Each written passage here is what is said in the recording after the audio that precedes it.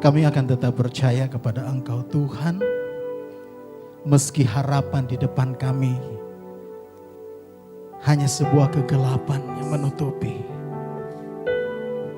Karena kami percaya bahwa Allah yang kami sembah tidak pernah meninggalkan kami.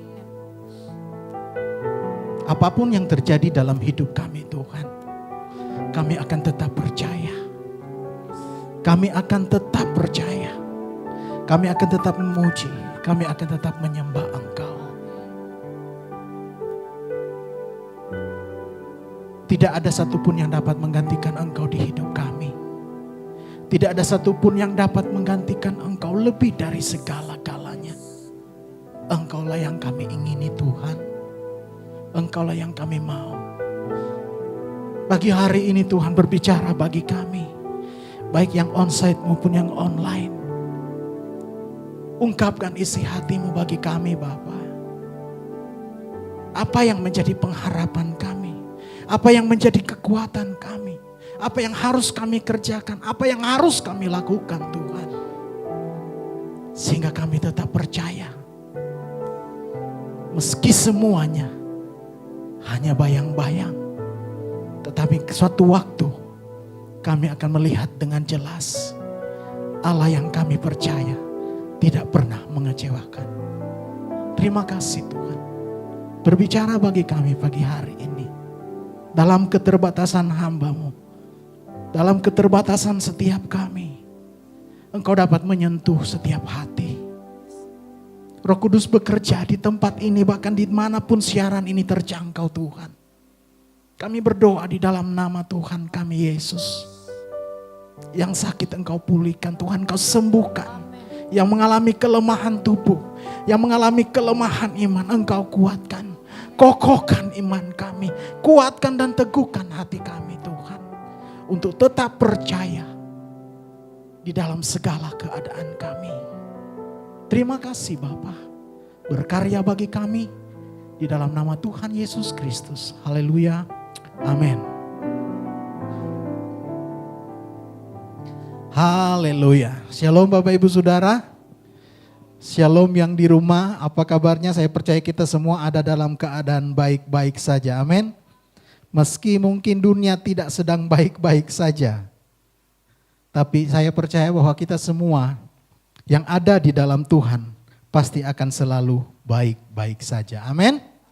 Asal kita percaya, asal kita yakin dengan keimanan kita. Kalau kita menjadi orang Kristen tetapi kita tidak percaya dengan yang kita percayai, maka sangat-sangat tidak berguna apa yang kita lakukan selama ini. Amin. Tuhan bilang bahwa kita percaya tidak cukup hanya percaya. Amin. Tidak cukup hanya percaya saja. Tetapi melakukan, bahkan tetap teguh di dalam segala persoalan. Itu yang Tuhan mau. Nah, pagi hari ini saya beri judul khotbah saya adalah Become Bitter or Better. Di dalam menghadapi persoalan hidup, kita bisa keluar sebagai seorang pemenang atau kita bisa keluar sebagai seorang pecundang. Amin. Kita yang akan memutuskan, we become bitter or better. Kita akan tetap ada dalam kesedihan dan kepedihan hati kita, atau kita akan menjadi orang yang menjadi lebih baik ketika menghadapi persoalan. Apa yang harus kita kerjakan? Mari bersama-sama kita mau baca firman Tuhan. Di dalam 1 Samuel pasal 30 ayatnya yang ke-6. 1 Samuel pasal 30 ayatnya yang ke-6. Firman Tuhan saya baca buat semua. Dan Daud sangat terjepit karena rakyat mengatakan hendak melempari dia dengan batu. Seluruh rakyat itu telah pedih hati, masing-masing karena anaknya laki-laki dan perempuan. Tetapi Daud menguatkan kepercayaannya kepada Tuhan Allahnya. Kalau kita membaca keseluruhan dari firman Tuhan, ini adalah satu situasi, satu kondisi yang sangat-sangat tidak bisa Daud berbuat apa-apa. Di satu sisi dia mengalami satu kepedihan, di mana dia mendengar Siklak telah dibakar oleh orang-orang Amalek. Di lain hal juga, Daud mendengar istrinya ditawan dan anak-anaknya ditawan. Terus apa lagi? Daud mendengar bahwa ada kesepakatan dari para pengikut-pengikutnya hendak membunuh dia, melempari dia. Karena mereka juga mengalami hal yang sama dengan Daud.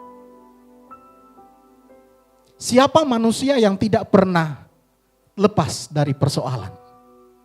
Saya pingin Bapak Ibu Saudara yang ada di sini, mungkin ada yang memang selama hidupnya sejak lahir sampai saat ini tidak mengalami yang namanya masalah. Adakah yang tidak mengalami masalah? Ada Bapak Ibu? Enggak ada ya? Enggak ada yang enggak mengalami masalah. Semua mengalami masalah. Masalah jodoh bagi yang muda yang belum menikah. Berantem dikit. Sama-sama melayani Tuhan. Udahlah saya gak mau melayani lagi. Lah, kok bisa jadi? Di rumah tangga ada bumbu-bumbunya ketika kita berantem. Di pekerjaan pasti ada masalah. Di gereja mana tidak ada masalah, semua pasti ada masalah. Gereja itu fungsinya sebagai bengkel, amin. Benar, sebagai bengkel gereja itu untuk merubah segala sesuatu. Itu gereja. Jadi gereja bukan tempatnya orang-orang kudus. Gereja adalah tempat-tempat orang-orang yang mau hidup, yang mau hidupnya dibenarkan, yang mau hidupnya dibentuk. Itu gereja. Jadi kalau ada gereja yang hanya mau terima orang-orang benar saja, itu bukan gereja. Karena Tuhan Yesus datang untuk orang-orang yang tidak benar. Supaya apa? Kita semua yang tidak benar dibenarkan oleh Tuhan. Nah, Daud mengalami masalah ini. Daud terjepit. Dia mengalami distress yang luar biasa. Kalau kita mengalami stres yang dialami Daud ini bukan stres biasa aja, enggak. Bahkan bicara tentang hidup dan mati. Stres yang luar biasa. Terjepit. Terjepit adalah satu kondisi yang tidak menguntungkan, melemahkan, terdesak, yang menghadirkan keputusasaan dan kebingungan. Itu terjepit. Daud terjepit. Daud terpukul, gak tahu harus berbuat apa. Itu yang dialami Daud. Dia sudah lari, dikejar-kejar, hendak dibunuh Saul. Gak cukup sampai di situ. Gak cukup sampai di situ. Dia harus mengalami problem yang luar biasa. Itu Daud. Tapi satu hal yang perlu kita pelajari tentang Daud. Daud adalah orang yang hatinya melekat dengan Tuhan. Itu yang membuat dia tahu siapa Allah yang dia percaya. Hanya orang-orang yang hatinya melekat kepada Tuhan yang dapat melewati setiap badai kehidupan. Dan dia bisa muncul sebagai seorang pemenang.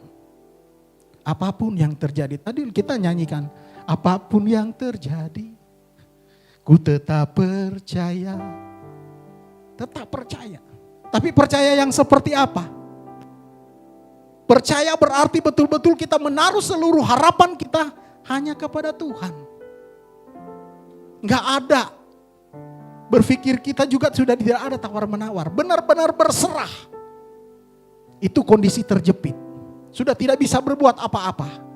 Kenapa? Ketika kondisi kita terjepit dan tidak bisa berbuat apa-apa. Di saat itulah hati kita benar-benar berserah di hadapan Tuhan. Itu. Terkadang kita masih berpikir begini. Orang ketika menghadapi masalah, kalau keuangannya masih baik, masih agak santai ngadapin masalah. Oh, masih ada tabungan ini, gak apa-apa, santai aja. Tapi ketika tabungan mulai menipis, pekerjaan mulai tidak ada. Ketika bisnis mulai sangat-sangat mulai mendekati yang namanya bangkrut. Di situ baru benar-benar kita merasakan bahwa I am nothing. Saya sesungguhnya tidak ada apa-apanya. Ketika orang mendekati ajal di rumah sakit, mau rumah sakit sebesar apapun, semewah apapun, ketika orang menghadapi ajal, dia mulai merasakan I am nothing. harta tidak bisa membuat saya jadi sembuh. Daud mengalami hal yang namanya terjepit, distres yang sangat-sangat luar biasa. Tetapi dia tidak memilih untuk menjadi seorang yang bitter, orang yang hanya hanyut dalam kepedihan hatinya seperti para pengikut-pengikutnya. Ketika orang menghadapi masalah dan dia hidup dalam kepedihan hatinya, maka banyak hal yang bisa dia lakukan. Apakah dia akan memberontak dan melakukan hal-hal yang jahat? Kita lihat bagaimana pengikut-pengikut Daud. Mereka merancangkan sesuatu yang jahat, membuat kesepakatan untuk membunuh Daud. Padahal Daud pun mengalami persoalan yang sama dengan mereka. Nah, kemana kita lari ketika kita menghadapi persoalan hidup? Lagu tadi sebelum firman diciptakan oleh Pak Paulus, itu adalah sebuah lagu yang luar biasa. Ketika beliau menghadapi suatu himpitan yang sangat-sangat luar biasa. Saudara pernah mendengar kesaksian beliau, kenapa lagu itu muncul? Karena itu. Daud seorang yang luar biasa dalam menulis Mazmur. Kenapa? Dia mengalami pengalaman-pengalaman yang indah dengan Tuhan. Dia bisa kuat tidak hanya karena dia 1-2 tahun kenal Tuhan. No. Sejak masa mudanya Daud mulai mengenal Tuhan. Dan tidak hanya mengenal saja, tetapi dia benar-benar berginosko dengan Tuhan. Melekat dengan Tuhan. Sehingga dia bisa berkata, aku percaya Tuhan. Kalau kita nggak melekat dengan Tuhan, kita tidak bisa hanya berkata, aku percaya. Tapi dalam hati kita masih ada keraguan. Kalau kita percaya benar-benar sama Tuhan, gantungkan harapan, gantungkan hidupmu hanya kepada Tuhan. Bukan kepada apa-apa yang ada di sekitar kita. Dalam Kamus Besar Bahasa Indonesia disebutkan ada 83 kata yang mengandung pengertian mirip dengan kata terjepit. Yaitu kritis, tertekan, tersudut, dan terkepung. Itu saya hanya ambil sebagian. Terjepit, kritis. Saudara pernah melihat orang yang kritis? Itu yang dialami Daud. Orang kalau kritis, gak tahu mau berbuat apa-apa lagi kan. Kecuali hanya berserah. Ya Tuhan terserah. Apa yang engkau buat, aku percaya itu adalah ada tujuan Tuhan di balik setiap persoalan yang saya terima. Dalam kondisi terjepit atau tertekan, apa yang harus kita lakukan? Kita mau jadi orang yang tetap ada dalam kondisi itu, atau kita mau mengambil kesempatan dari kondisi terjepit itu untuk menjadi lebih baik. Terkadang Tuhan izinkan kondisi terjepit kita supaya apa? Supaya kita tidak terlena, supaya kita tidak nyaman. Kita dipaksa agar supaya kita mulai bergerak. Oh ya, aku harus begini, aku harus begini, aku harus begini. Kondisi terjepit kadang-kala dipakai Tuhan untuk apa? Untuk memunculkan ide-ide yang selama ini terpendam. Karena kita menjadi orang-orang yang tertutup karena kepedihan hati kita. Kondisi Daud kita lihat sama-sama. Pertama, dia menjadi orang pelarian, dibunuh oleh Saul dan beberapa kali hendak dibunuh. Itu kondisi kondisi Daud. Yang kedua kondisinya adalah Daud kehilangan tempat tinggalnya karena dibakar oleh bangsa Amalek. Yang ketiga kondisi Daud pada saat itu adalah istri-istri dan anak-anak Daud dijadikan tawanan. Yang keempat kondisi Daud saat itu adalah Daud ingin dibunuh oleh para pengikut-pengikutnya.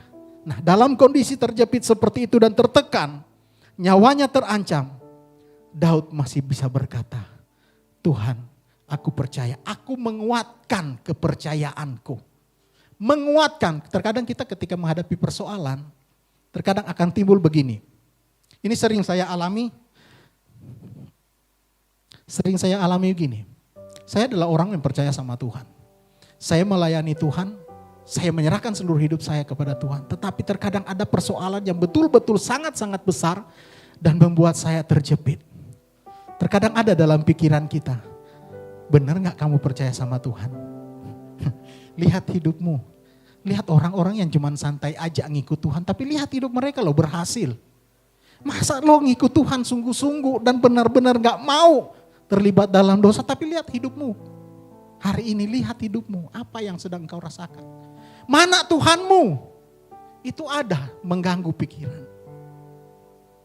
kalau kita nggak menguatkan kepercayaan kita dan kompromi dengan pikiran-pikiran kita, maka kita akan menjadi hancur, benar-benar hancur. Daud menguatkan kepercayaannya kepada Tuhan.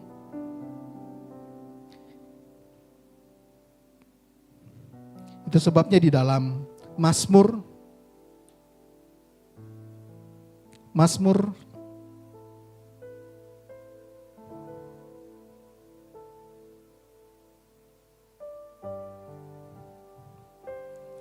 Mazmur 116 ayat 10, firman Tuhan berkata, aku percaya sekalipun aku berkata, aku ini sangat tertindas. Sangat tertindas bukan cuma biasa-biasa. Kalau bilang sangat, berarti itu sudah luar biasa tertindasnya. Tapi apa kata Daud? Aku percaya sekalipun aku berkata aku ini sangat tertindas. Nah, mengapa kita perlu menguatkan kepercayaan kita kepada Tuhan? Karena dengan menguatkan kepercayaan kita, maka iman kita akan dikuatkan. Misalnya tadi seperti saya bilang tadi, ketika ada keraguan dalam pikiran-pikiran, enggak, aku tetap percaya. Apapun yang terjadi, aku tetap percaya. Aku tidak mau kecewa dengan Tuhan. Karena Tuhan tidak pernah merancangkan kekecewaan dalam hidup kita. Kita perlu introspeksi diri selama ini kita mengikut Tuhan. Tuhan izinkan persoalan supaya apa? Kita benar-benar jadi dewasa di hadapan Tuhan. Enggak hanya enak-enaknya. Ayub mengalami kondisi distres yang luar biasa. Dia tidak hanya kehilangan anak-anaknya, kehilangan harta bendanya, semuanya bahkan tubuhnya pun hampir habis. Tapi dia bisa berkata, masakan yang baik-baik saja kita mau terima dari Tuhan. Sementara yang buruk kita gak mau terima dari Tuhan. Hanya orang yang melekat hatinya di hadapan Tuhan yang dapat berkata, aku tetap percaya apapun yang terjadi. Dengan kita menguatkan kepercayaan, maka akan memperbaharui kembali kepercayaan kita kepada Tuhan. Mungkin selama ini kita ngikut Tuhan ya biasa-biasa aja. Tuhan pingin kita di reborn, dilahirkan kembali. Iman kita dipicu kembali. Yuk ayo, kamu dulu kasih mula-mulamu, kamu percaya banget sama aku. Yuk sekarang ayo, kembali lagi ke kasihmu yang semula. Bangkitkan lagi imanmu, bangkitkan lagi kepercayaanmu kepadaku. Itu yang Tuhan mau. Supaya apa? Kecintaan kita sama Tuhan tidak menjadi biasa-biasa saja. Tapi kita menjadi orang-orang yang cinta Tuhan luar biasa.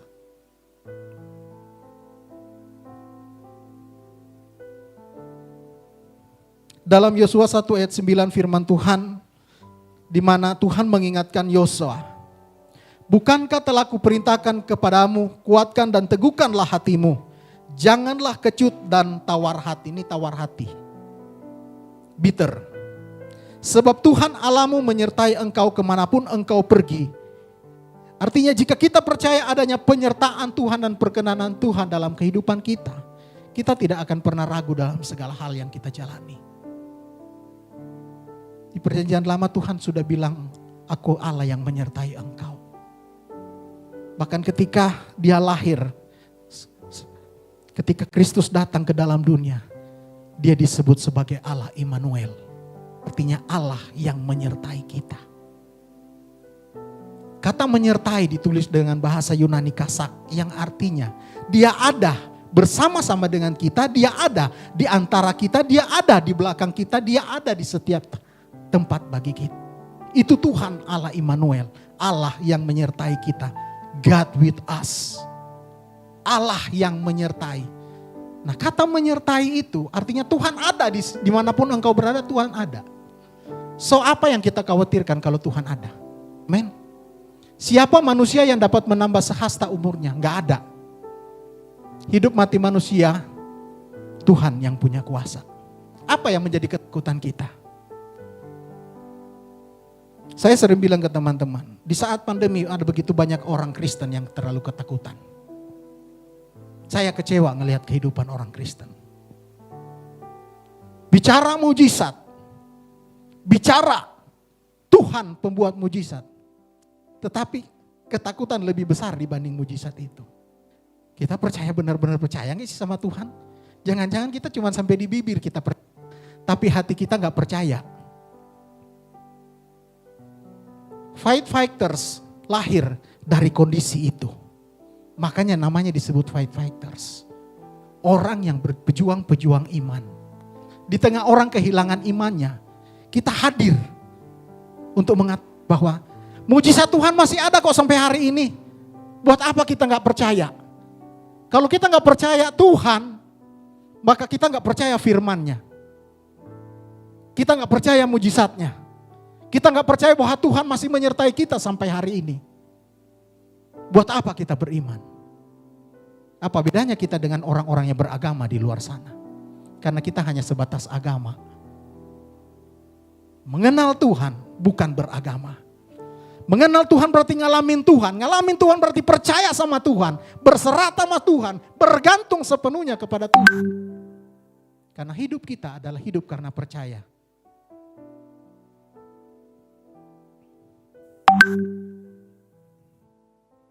Jadi ketika Daud mengalami persoalan hidup, hal yang dia lakukan yang sangat-sangat penting, yang harus kita lakukan ketika kita mengalami kondisi terjepit, kondisi tertekan, kondisi di mana orang-orang terdekat kita mungkin meninggalkan kita.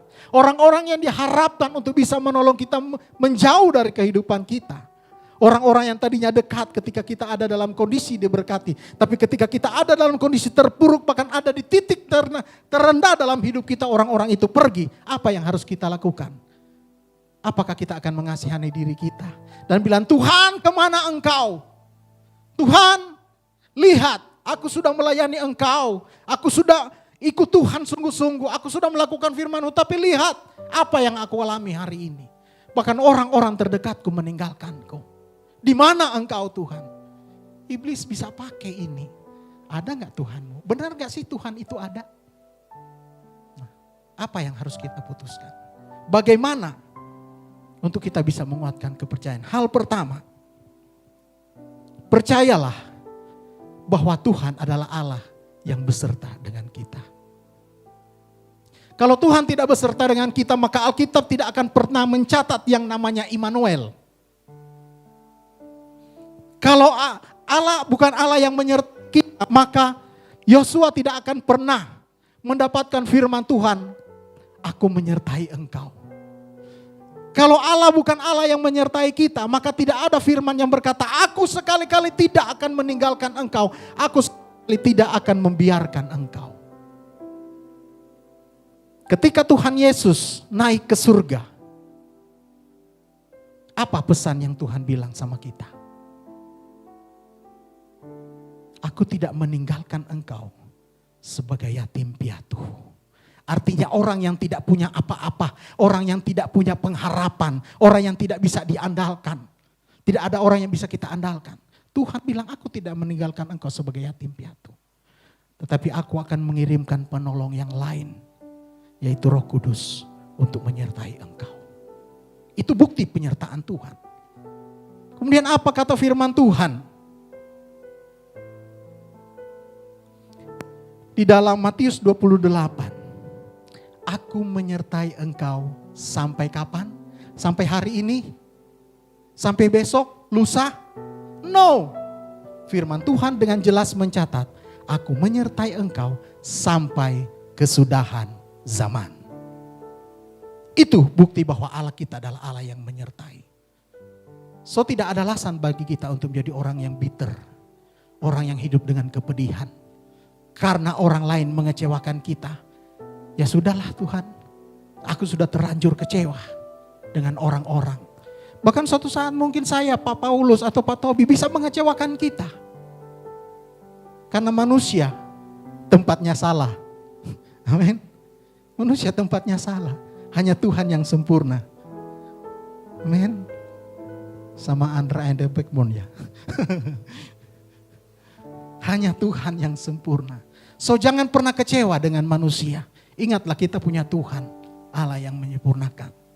Firman Tuhan di dalam Amsal.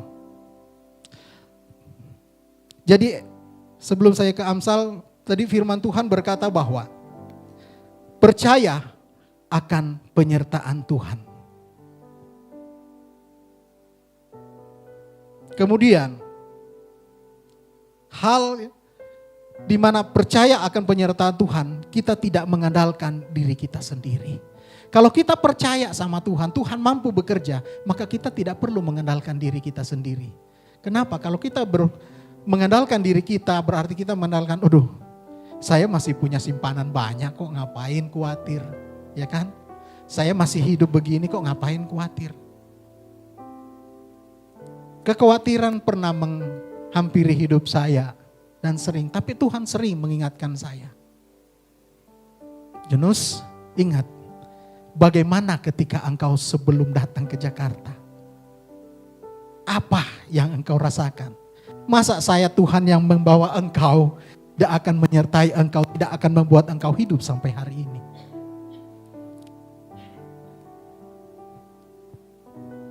Saya sudah berapa lama tidak bekerja Bapak Ibu Saudara. Sampai hari ini Tuhan masih pelihara saya. Saya masih makan 3 kali dalam sehari. Saya masih bisa makan enak. Kenapa? Karena Tuhan punya janji, Tuhan akan pelihara. Burung di udara dia pelihara kata Tuhan, amin. Bunga bakung di ladang. Sebuah teman-teman yang begini banyak punya pergumulan. Jangan pernah khawatir, serahkan semua. Serahkanlah kekhawatiranmu kepada Tuhan, maka Tuhan akan bertindak. Itu kata firman Tuhan. Jangan mengandalkan diri kita sendiri. Jadi hal pertama, percaya bahwa penyertaan Tuhan ada bagi kita. Dia Allah Immanuel, dia berjanji akan memberikan penolong yaitu Roh Kudus. Dan dia berjanji bahwa akan menyertai kita sampai kesudahan zaman. Artinya, sampai kita masuk ke bumi yang baru, Yerusalem baru, penyertaan Tuhan ada masih bersama-sama dengan kita. Dunia bisa lenyap, amin. Tapi penyertaan Tuhan tidak akan pernah hilang dari hidup kita. Karena itu janjinya. Hal kedua, jangan pernah tawar hati dan putus asa. Ya, jangan pernah. Ya, mengalami sedikit itu manusiawi, tapi jangan hidup di dalam lingkaran kepedihan, lingkaran putusasaan. Jangan. Stop. Bangkit. Bangkit. Di dalam Amsal 24 ayat 10 firman Tuhan berkata, jika engkau tawar hati pada masa kesesakan, kecilah kekuatanmu. Dalam Alkitab bahasa Indonesia sehari-hari saya lebih senang ini. Di situ ditulis begini, jika engkau putus asa dalam keadaan gawat, tadi keadaan kritis, maka engkau orang yang lemah. Itu kata Tuhan. Jadi ketika kita menghadapi keputusasaan, jangan pernah lemah. Kuatkan kepercayaan kita. Kuatkan, Tuhan aku tetap percaya bahwa hari ini engkau akan melakukan sesuatu buat aku. Aku tetap percaya, perkatakan firman itu. Jangan, orang kalau dalam keadaan sedih ketika nyanyi lagu sedih, makin sedih enggak? Makin mewek lama-lama kan? Makin hancur. Tapi coba, nyanyi lagu girang-girang, lagu yang membangkitkan iman. Ku tetap percaya, walau ku tak melihat jalan di depanku.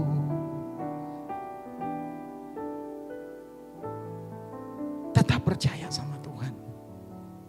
Tetap percaya, maka perlahan-lahan ketika engkau nyanyikan dengan sungguh-sungguh, imanmu akan dibangkitkan kembali. Percayamu akan dibangkitkan kembali bahwa Tuhanmu adalah Tuhan yang hidup. Tuhan yang tidak pernah meninggalkan engkau. Dalam keadaan sakit apapun, seberat apapun vonis dokter, dengar baik Bapak Ibu Saudara. Tuhan adalah pemegang hidup kita. Tuhan yang memegang nafas hidup kita. Dokter bisa berkata umurmu sampai sekian, tapi kalau Tuhan bilang engkau belum saya panggil, engkau masih banyak yang harus kamu kerjakan, maka tidak akan pernah mati. Jadi tidak ada perlu ditakutkan. Kematian tidak perlu ditakutkan bagi orang percaya. Hanya orang yang tidak percaya, kematian itu menjadi satu ketakutan. Saya justru malah senang. Kenapa? Saya sudah beristirahat dengan habis semua. Udah, tinggal menikmati aja kan. Saya senang, tapi kalau Tuhan izinkan saya masih hidup, masih ada tanggung jawab yang harus saya kerjakan. Tapi kapanpun Tuhan panggil, kita harus siap. Amin. Kita tidak pernah tahu nyawa manusia sampai kapan. Tiba-tiba keluar dari sana, tiba-tiba berat. Kita nggak pernah tahu. Tapi kalau Tuhan bilang belum waktunya, ya belum waktunya. Nah, apakah yang dapat memisahkan kita dari kasih Allah? Penindasan, ketelanjangan, kelaparan, nggak ada. Itu yang harus kita percayai. Sakit penyakit tidak akan membawa maut dalam hidup kita. Karena di balik sakit penyakit itu, mungkin ada teguran Tuhan, mungkin supaya iman kita kembali dihidupkan. Itu. Keputusasaan tidak akan membuat suatu keadaan dapat berubah. Namun dengan menguatkan hati, menguatkan kepercayaan, akan membangkitkan iman dan memberi ide atau solusi atas setiap persoalan kita. Ide yang kreatif terkadang muncul ketika kita terjebak, ketika kita terjepit dalam kondisi yang tidak mau berbuat apa, tiba-tiba akan ada ide. Itu. Contoh ya, Yosua dan Kaleb ketika mereka diutus oleh Musa untuk mengintai tanah Kanaan, maka dari 12 orang yang kembali dari pengintaian, hanya 2 orang yang membawa kabar baik. Keadaan yang mereka lihat memang keadaan yang membuat kita, yang 10 orang ini melihat bahwa ini kemungkinannya tipis. Bahkan tidak mungkin kita bisa menduduki tanah Kanaan. Kenapa? Ada orang-orang enak, orang-orang yang besar. Wah, mereka mulai cerita sesuatu yang tidak membangkitkan iman. Mereka mulai ceritakan sesuatu yang membuat iman mereka hancur. Wah, tidak ada jalan keluar untuk masuk tanah Kanaan. Semua pesan dari orang ke 10 orang ini adalah bitter semua. Tapi lihat Yosua dan Kaleb. Mereka bilang apa? Tuhan menyerahkan daerah itu buat kita. Kita bisa masuk, kita bisa duduki. Kenapa? Mereka melihat ada peluang Allah. Mereka ada orang-orang yang melihat better, yang terbaik, keadaan yang baik di balik apa yang mungkin di kenyataan tidak baik. Kenapa? Karena mereka percaya Allah mereka adalah Allah yang menyertai. Dan apa yang terjadi? Mereka, bangsa Israel, bisa masuk ke tanah Kanaan. Kalau mereka takut, mereka mundur, tidak akan pernah masuk ke tanah Kanaan.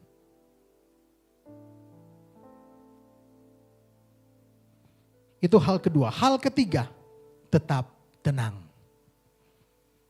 Yesaya 30 ayat 15b berkata begini. Dalam tinggal tenang dan percaya terletak kekuatanmu. Ketika kita mengalami persoalan, ketika kita terjepit, ketika kita tertindas, tetaplah tenang. Jangan panik. Tetap tenang, hadapi segala sesuatu. Tetap tenang, kunci pintu kamar, masuk ke kamar, berlutut, berdoa, nangis, mewek aja sama Tuhan. Kita akan melihat pertolongan Tuhan. Gak usah peduli dengan orang lain. Orang lain tidak tahu hubungan kita dengan Tuhan. Yang tahu kita sendiri. So tetap tenang menghadapi persoalan. Menghadapi tertekan, menghadapi kondisi yang sangat-sangat buruk. Tetaplah tenang. Untuk kita bisa menguatkan kepercayaan kita, tetap tenang.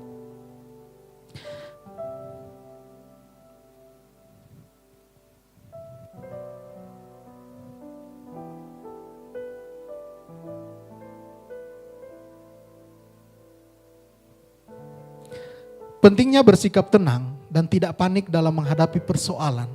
Karena dengan ketenangan kita dapat membuat keputusan yang bijak. Amin. Kalau kita membuat keputusan di dalam kondisi kebingungan, maka keputusan kita bisa salah. Tetapi dalam tinggal tenang, kata firman Tuhan, terletak kekuatanmu. Artinya kita bisa membuat keputusan-keputusan yang bijaksana. 1 Petrus 4 ayat 7 berkata, karena itu kuasailah dirimu dan jadilah tenang supaya kamu dapat berdoa. Jadi ketika ada persoalan datang dalam hidup kita, apa yang kita lakukan? Udah, masuk kamar, tutup pintu, menyembah sama Tuhan. Naikkan penyembahanmu sama Tuhan. Bawa keluh kesahmu di hadapan Tuhan. Ungkapkan sama Tuhan. Daripada kita ngomel, daripada kita berantem. Mending datang sama Tuhan, ya kan? Datang sama Tuhan. Tuhan, kemarin orang yang minjam duit ke saya sampai hari ini gak dibalik-balikin. Bahkan dia lebih galak daripada saya ketika saya mintain duitnya. Udah, kalau kita nagih akan semakin besar kan persoalannya. Udah, datang aja sama Tuhan. Tuhan, aku serahkan, Engkau pula pembelaku. Biar Engkau yang bekerja. Daripada kita stres, udah kunci pintu kamar, masuk berdoa sama Tuhan.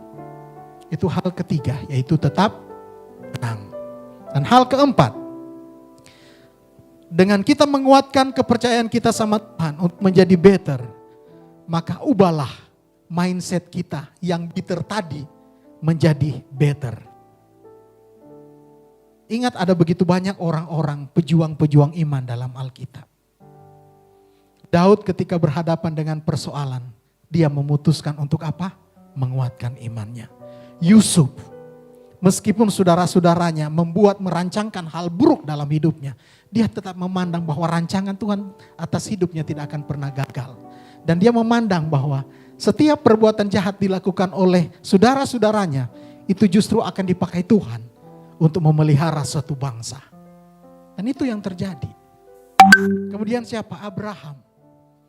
Abraham, kondisinya, bagaimana dia harus menyerahkan Ishak.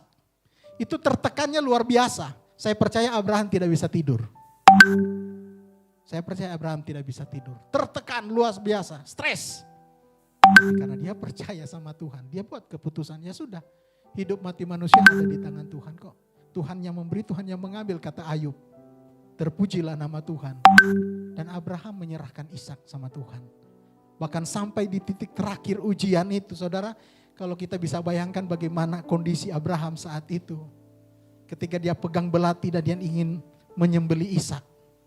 Tapi sampai di titik itu, disitulah ujian itu. Dia menang keluar dari keadaan itu. Jadi tidak menjadi orang yang pedih hati dan tidak melakukan apa kata Tuhan. Dia lakukan apa kata Tuhan.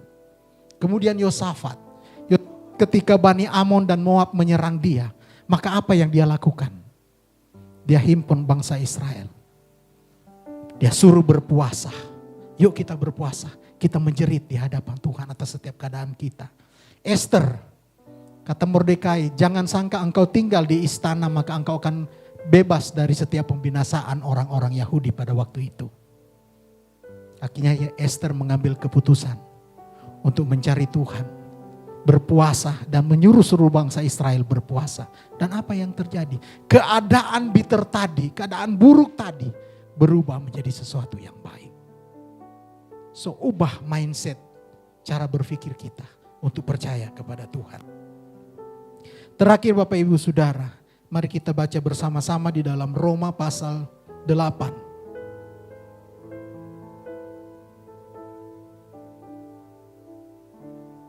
Roma pasal 8.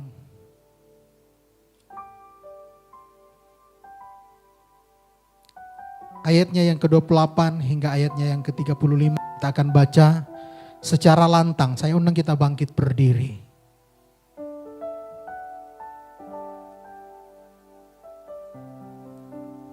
Roma 8 ayat 28 hingga ayatnya yang ke-35. Kita akan baca secara lantang supaya benar-benar iman kita dibangkitkan. 1, 3. Kita tahu sekarang bahwa Allah turut bekerja dalam segala sesuatu untuk mendatangkan kebaikan bagi mereka yang mengasihi Dia, yaitu bagi mereka yang terpanggil sesuai dengan rencana Allah. Sebab semua orang yang dipilihnya dari semula, mereka juga ditentukannya dari semula untuk menjadi serupa dengan gambaran anaknya, supaya ia, anaknya itu, menjadi yang sulung di antara banyak saudara. Dan mereka yang ditentukannya, mereka itu juga dipanggilnya. Dan mereka yang dipanggilnya, mereka itu juga dibenarkannya. Dan mereka yang dibenarkannya, mereka itu juga dimuliakannya. Lanjut. Sebab itu, apakah yang akan kita katakan tentang semuanya itu? Jika Allah di pihak kita, siapakah yang akan melawan kita? Ia yang tidak menyayangkan anaknya sendiri, tetapi yang menyerahkannya bagi kita semua. Bagaimanakah mungkin Ia tidak mengaruniakan segala sesuatu kepada kita bersama-sama dengan Dia? Siapakah yang akan menggugat orang-orang pilihan Allah? Allah yang membenarkan mereka, siapakah yang akan menghukum mereka? Kristus Yesus yang telah mati, bahkan lebih lagi yang telah bangkit, yang duduk di sebelah kanan Allah, yang malah menjadi pembela bagi kita. Siapakah yang akan memisahkan kita dari kasih Kristus? Penindasan, sakan, atau penganiayaan, atau kelaparan, atau ketelanjangan, atau pedang? Jadi tidak ada yang memisahkan kita dari kasih Allah. Amin. So hal yang perlu kita, silakan duduk Bapak Ibu Saudara. Hal yang perlu kita tak kerjakan adalah pertama, percaya bahwa penyertaan Allah itu ada bagi kita. Hal kedua, kita tetap tenang menghadapi setiap persoalan. Menguatkan kepercayaan kita di hadapan Tuhan. Apapun persoalan, kita tahu bersama bahwa setiap orang yang lahir dari rahim seorang wanita pasti akan mengalami masalah. Ya kan? Karena tidak ada seorang yang tidak mengalami masalah. Semua akan menghadapi masalah. Persoalannya, kita menjadi orang yang bitter atau better. Pilihan itu ada di tangan kita. Amin firman Tuhan.